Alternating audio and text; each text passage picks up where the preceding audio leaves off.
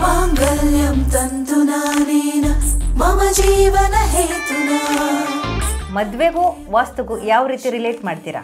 North ಸೈಡಲ್ಲಿ ಸೊಸೆ ಬರಲ್ಲ, ಈ ಸೈಡಲ್ಲಿ ಇದ್ರೆ ಹಳಿಯ ಬರಲ್ಲ. ಇವೆರಡನ್ನೂ ಸಮತೋಲನ ಮಾಡ್ಕೊಂಡಿರೋದೇ ವಾಸ್ತು. ಗಂಡಾಗ್ಲಿ ಅಥವಾ ಹೆಣ್ಣಾಗ್ಲಿ ಮದುವೆ ನಿಶ್ಚಯ ಆಗಬೇಕು ಅಂದರೆ ಯಾವ ದಿಕ್ಕಲ್ಲಿ ಮಲ್ಕೋಬೇಕು? ಮಲಗುವಂಥ ಲೆಕ್ಕಾಚಾರ ಹಿರಿಯರಿಂದ ಕಿರಿಯರಿಗೆ ವಾಸ್ತು ಪ್ರಕಾರ ಮಲಗೋದೇ ಒಂದು ಕಲೆ. ಹಾಗೆ ಮಲಗಿದ್ರೆ ಪಟ ಪಟ ಪಟ ಅಂತ ಮದುವೆ ಆಗೋಗುತ್ತೆ. ಯಾವ ಆಧಾರದ ಮೇಲೆ ಹೇಳ್ತೀರಾ ಆ ದಿಕ್ಕಲ್ಲಿ ಮಲಗಿದ್ರೆ ಮದುವೆ ಫಿಕ್ಸ್ ಆಗುತ್ತೆ ಅಂತ? ಮದುವೆ ಆಗದೇ ಇರುವಂಥ ಕನ್ಯೆನ ಮಲಗಿಸಿದ್ರೆ ಅವಳು ಕನ್ಯೆಗೆ ಕಂಕಣ ಭಾಗ್ಯನ ಸಿಗಲ್ಲ.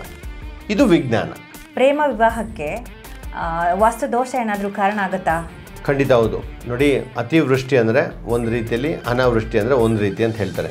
ಕೆಲವೊಮ್ಮೆ ಮದುವೆ ನಿಶ್ಚಯ ಆಗಿರುತ್ತೆ, ಅದು ಕ್ಯಾನ್ಸಲ್ ಆಗಿ ಹೋಗುತ್ತೆ.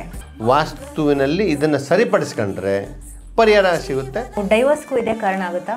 ಆ ಮುಖ್ಯ ದ್ವಾರ ಸ್ವಲ್ಪ ಅಕ್ಕಪಕ್ಕ ತಿರುಗೋದು ಸಹ ವಿವಾಹ ಪ್ರೇಮ ಆಗ್ಬೋದು, ಇಲ್ಲಾಂದರೆ ಮದುವೆದು ಕಲಹ ಆಗ್ಬೋದು. ಮನೆಯಲ್ಲಿ ತಮ್ಮನಿಗೆ ಮದುವೆ ನಿಶ್ಚಯ ಆಗಿರುತ್ತೆ, ಅಣ್ಣಂಗೆ ವಿಳಂಬ ಆಗಿರುತ್ತೆ. ಅದೇ ರೀತಿ ತಂಗಿಗೆ ನಿಶ್ಚಯ ಆಗಿರುತ್ತೆ, ಅಕ್ಕನಿಗೆ ಆಗಿರೋದಿಲ್ಲ. ನೀವು ಯಾವ ವ್ರತ ಮಾಡಿ, ಯಾವ ಪೂಜೆ ಮಾಡಿ, ಯಾವ ಹೋಮ ಮಾಡಿ, ಯಾವುದೇ ಶಾಂತಿ ಮಾಡೋ ಆಗೋದಿಲ್ಲ. ಶುಭ ವಿವಾಹ ಆಗೋದಕ್ಕೆ ಏನು ಮಾಡಬೇಕು? ಇದರ ಸಂಪೂರ್ಣ ಮಾಹಿತಿಗಾಗಿ ವೀಕ್ಷಿಸಿ scientific Vastu with Dushyant Prajanudi digital ಚಾನಲ್ನಲ್ಲಿ.